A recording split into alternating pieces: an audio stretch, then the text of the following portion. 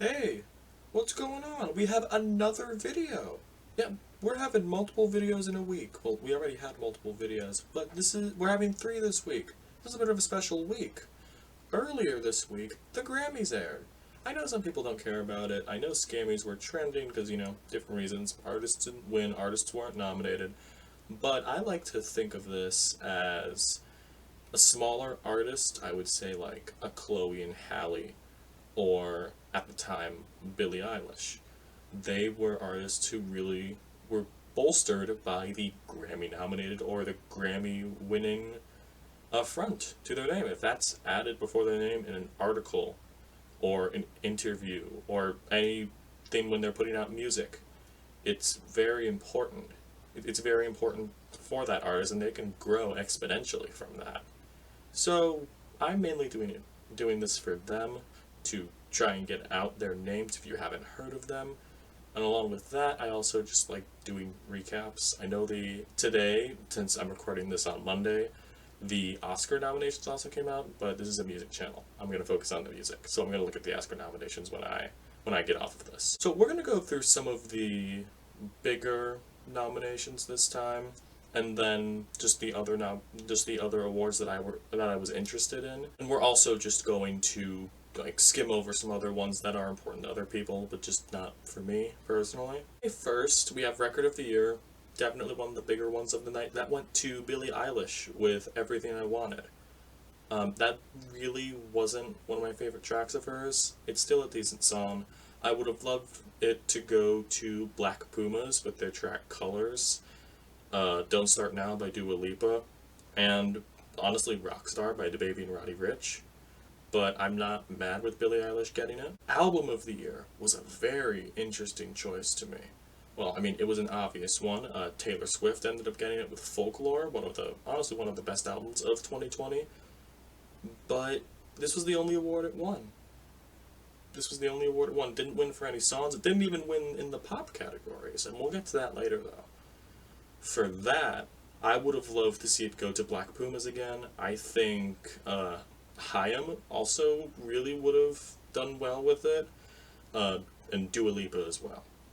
Honestly, but like these weren't a decent pick if you forget about like there was no rap in Album of the Year, which still that needs to be fixed. But you know, it is what it is for this year. Now, Song of the Year. I'm kind of blown away by this one. I Can't Breathe by Her ended up winning Song of the Year. That it was a step in the right direction. That was pretty interesting to see. Great choice as well. That's definitely one of the better songs on here. I still wish Colors was nominated. If you haven't heard Black Puma's music, go listen to their music. They're incredible. I feel like Cardigan, even though it wasn't my favorite song off of Taylor Swift's Folklore, I feel like I was kind of surprised that that didn't win because they're obsessed with Taylor. But outside of that, I'm not mad at all. New artist. Well, I feel like there was gonna be a war going on between Megan Thee Stallion and Doja Cat. Megan Thee Stallion ended up winning Best New Artist. And they also completely shut out Doja Cat and Phoebe Bridgers. I'm really mad about Phoebe Bridgers. And I'll actually get to why Phoebe Bridgers lost and who won instead of her as well. Into the pop categories, I'm going to focus on this one more than the other genres. So, Best Pop Solo Performance. I was going to lose it if Justin Bieber won this with Yummy, but luckily he didn't. It actually ended up going to Watermelon Sugar by Harry Styles. That was very unexpected to me. That was a fantastic pick. There was Say So by Doja Cat, Everything I Wanted by Billie Eilish, Don't Start Now by Dua Lipa, and Cardigan by Taylor Swift. Yeah, and also that awful Yummy song. But I'm happy. Watermelon Sugar's fantastic. Fine Line is also a fantastic record. So, yeah, good for him. Best Pop Duo Group Performance. I don't know what to say to this, man. Well, Rain on Me by Lady Gaga and Ariana Grande ended up winning that. I'm not surprised. it ended up becoming a pride anthem because it was released at the end of May, and it was all over the place in June, a little bit of July as well. So I'm not surprised. But there are two other nominees in here that I thought, wow, they really deserved it. Well, the two I don't think. There was called Un Dia, One Day by J Balvin, Dua Lipa, Bad Bunny, and Taney. It's an okay song. Didn't really feel it. The other one was Intentions by Justin Bieber and Quavo. Good God. No. I don't even know why Justin Bieber was nominated this year. But the two that really stood out to me, that I can't believe didn't win, or that I can't believe didn't give to one of them, was Dynamite by BTS.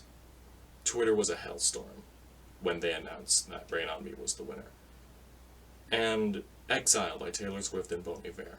And I mean, it should have at least lost to Exile. Exile is a beautiful song. Like Exile should have won this. I thought it was in the bag, honestly. Best Pop Vocal Album. We have a lot of the same nominees. We have Justin Bieber, Dua Lipa, Lady Gaga, Harry Styles, and Taylor Swift. This one thoroughly surprised me, and ended up going to Dua Lipa, which was my favorite album out of this. I was really hoping Dua Lipa won Album of the Year. As I said, it went to Taylor Swift, but it gave me hope because it won Best Pop Vocal Album over Taylor Swift. It's confusing, I know, but hey, Dua Lipa's a Grammy winner now.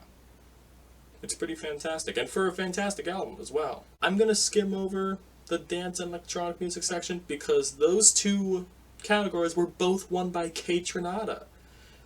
He won Best Dance and Electronic Album over Arca, Disclosure Bauer, and Maidon. I don't know how you say that. Honestly, those were all a great crop of tracks. Those were all a great crop of albums. I think you should listen to all of them. And Kaytranada won for his track with Kali Uchis, 10%. And that's also a fantastic track. Although My High by Disclosure, Ambient, and Slow Tie is also a great track. I would have loved to see that win. Now, we're in the rock category. This is where Phoebe Bridgers would have been, I think, except for alternative. There was one alternative category she was in. But Best Rock Performance was with a pretty heavy category, like, in terms of that. We had Fiona Apple, Haim, Brittany Howard, Big Thief, Phoebe Bridgers, and Grace Potter. All female artists, by the way. Fantastic. Fantastic move. And it ended up going to Fiona Apple for the track Shamika. Now, if you don't know about Fiona Apple and this latest album, her album Fetched Bolt Cutters was the highest reviewed album of 2020. I think it was a massive snub that it wasn't nominated in Album of the Year or any of the major categories, but it won here, and it ended up beating Phoebe Bridgers' Kyoto, which I also think was a massive snub by the Recording Academy. Best Metal Performance, I'm going to touch on this real quick. Poppy was nominated in this for a track Blood Money. It did not end up winning, I think. No, I have it right here. Bum Rush by Body Count ended up winning, which is also a good song, but I really wanted Poppy to win. Best Rock Song. I can't. It's mainly the same, except we have Brittany Howard, Phoebe Bridgers, Tame Impala, Big Thief, and Fiona Apple. Out of all of those, Brittany Howard ended up winning that with the track Stay High. Fantastic singer. She was part of the band Alabama Shakes. What a powerful voice as well. You should listen to Brittany Howard and Alabama Shakes, really. Best Rock Album. I really didn't hear any of these, if I'm being totally honest. The Strokes ended up winning it with The New Abnormal. Fontaine's DC, Michael Kiwanuka, Grace Potter, and Sturgill Simpson were all nominated in this. I'll have to take a listen to these, honestly. Especially The Strokes, since it won. And now, alternative music. Best alternative album. This was where a lot of the big stuff was. We had Fiona Apple, Beck, Phoebe Bridgers, Brittany Howard, and Tame Impala. I was 100% rooting for Phoebe Bridgers here. The Punisher is a fantastic album. It should have won Album of the Year, honestly. It ended up going to Fiona Apple, which I'm not surprised because, you know, it was the highest reviewed album of 2020. But, man, they shouldn't have snubbed Phoebe Bridgers like that. They did her so dirty. Now, we're on to R&B. I'm gonna buzz through these a little bit. Best R&B performance ended up going to Black Parade by Beyonce. Okay track. I don't know why it's in R&B. It's more of a rap influenced track more than R&B. Ended up being tracks from Jhené Aiko and John Legend, Jacob Collier, Brittany Howard, and Emily King. But hey, it's there. It's there. Best R&B song ended up going to Robert Glasper, her, and Michelle Lindeocello. It's called Better Than I Imagined. Also a great track. I actually listened to it a couple days ago before the Grammys, and I didn't know it was nominated. Very good song. That ended up beating Beyonce, Tiana Major 9, and Earth Gang, Chloe and Halle, and Skip Marley, and another her song. Best Progressive R&B Album. This is good. This was a good category. So we had It Is What It Is by Thundercat, Chilombo by Jhené Aiko, which was also nominated for Album of the Year, Ungodly Hour by Chloe and Halle, Free Nationals, self-titled, and Fuck Your Feelings by Robert Glasper. It Is What It Is ended up winning for it. Yes! Oh my god, yes! I'm so happy that this won. Although I think Ungodly Hour was also very deserving of it. But wow! Thundercat's a Grammy winner. I mean, he technically already won for his work on To Pimp a Butterfly with Kendrick Lamar, but this is the first time he's won on his own. Yes, listen to It Is What It Is. That is the one I will recommend the most out of all of this. Best R&B album, we had John Legend, Ant Clemens, Giveon, Luke James, and Gregory Porter. John Legend ended up winning that category with Bigger Love. I would have loved to see Giveon take it. He's a great performer. I would have also loved to see Ant Clemens take it. But, you know, John Legend is a legend, no pun intended. But, yeah, it's fantastic. Now, rap. I don't know about this one. Well, first of all, let's get to Best Melodic Rap Performance. We had Lockdown by Anderson .Paak, Rockstar by DaBaby and Roddy Ricch, Laugh Now, Cry Later by Drake and Lil Durk, The Box by Roddy Ricch, and Highest in the Room by Travis Scott. Lockdown ended up winning this track, Anderson .Paak. Love it. I'm very excited for his joint album with Bruno Mars coming out this year. And yeah, Anderson .Paak was very deserving of this award. And Best Rap Album. This was a very interesting category this year. This did not disappoint with any of them. We had Black Habits by D Smoke, Alfredo by Freddie Gibbs and the Alchemist, A Written Testimony by Jay Electronica, and technically Jay-Z, but, you know, he's not credited. But the King's Disease by Nas, and The Allegory by Royce da 5'9". I will say, right now, Nas ended up winning this. He's very deserving. He should have gotten his Grammy a long time ago. He shouldn't get it. He shouldn't have gotten it now because he should have already gotten it years ago. But especially, he shouldn't have gotten it now because Alfredo deserved this. This was the best album here. This was the best album in this category. I wouldn't say by a long shot, but it was almost no contest. But I'm happy for Nas. It's just very conflicting. I skipped over a couple categories like Best Rap Performance and Best Rap Song, mainly because it went to Savage by Megan Thee Stallion and Beyonce.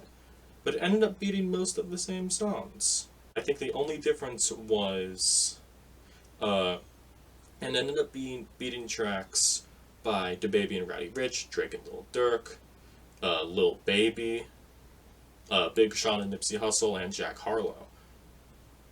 They should have gone to Lil Baby. That's the only statement. Lil Baby should have won these, honestly. That's the only comment I have.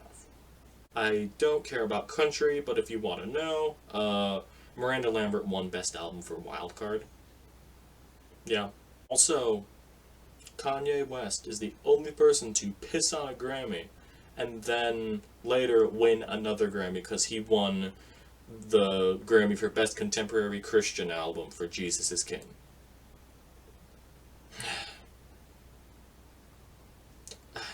I got nothing. Best Latin pop album or urban album. Oh my god, there are some of these names that I can't pronounce, so I'm gonna go with so Bad Bunny, Camilo, Kenny Garcia, Ricky Martin, and Debbie Nova were all nominated, and Bad Bunny ended up winning for his YHLQMDLG album, which is also a fantastic album. You should listen to it if you haven't. It's also worth pointing out that Natalia Lafourcade ended up winning Best Regional Mexican Music Album, including Tejano. Yeah, that's in parentheses if you read it out. And also, why getting Bill Burr to announce this category to announce the winner of this category was fucking hilarious. I'm sorry. I also want to give a shout out to Burna Boy, who won for Best Global Music Twice as Tall. You should also listen to that. So we're gonna go over the Broadway soundtracks. The original cast of Jagged Little Pill, the original London cast of Emily? Fine. The original cast of American Utopia on Broadway, the new off-Broadway cast of Little Shop of Horrors, the original cast of Prince of Egypt, and the original cast of Soft Power were all nominated, and the original cast for Jagged Little Pill ended up being the winner. Also, I like movies, so we're gonna go in depth on the music for visual media categories. The best compilation soundtrack for visual media, songs put together, albums of songs written for movies. We ended up having Jojo Rabbit, A Beautiful Day in the Neighborhood, Bill and Ted Face the Music, Eurovision Song Contest, and Frozen 2. That ended up going to Jojo Rabbit. Funny enough, I don't remember the soundtrack for Jojo Rabbit. I'll have to take a look at it. But they should have just given it to Eurovision Song Contest for shits and giggles. Now, best score. I love looking at these. I love movie scores. So, the nominees were Joker, Ad Astra, Becoming, 1917, and The Rise of Skywalker. I've heard all of these scores. They're all fantastic. And Joker ended up winning. Hildur Guðnadóttir's work on Joker ended up winning for best score, and it's so deserving. The music in that is fantastic. And now, after this, we have best song written for visual media. The original songs, your James Bond songs, if you may. We have, funny enough, we have the newest James Bond theme by Billie Eilish, No Time to Die. Beautiful Ghosts by Taylor Swift from Cats. Why? Carry Me With You by Brandi Carlile from Onward. Into the Unknown by Idina Menzel and Aurora from Frozen 2. And Stand Up by Cynthia Erivo from Harriet. Most of these are pretty good songs. No Time to Die ended up winning it. And yeah, that's pretty much what I expected. I also want to point out that Lil Wayne was nominated for a Grammy for Best Record Packaging, and it didn't win. It didn't win. So yeah, that's my thoughts on the Grammys. Really surprising. I feel like I'm not mad at the winners. There are some that could have been handled better, especially the rap song categories, except for Anderson .Paak. I like him. But I'm excited for what the Grammys have next. If I had to give this a rating, I would give it like a 6 out of 10. I'm hoping they get better, but I'm not mad at this. That is going to be it for this little longer video. Thank you for watching. There will be a new review out tomorrow, so stay tuned for that. Thank you, and peace.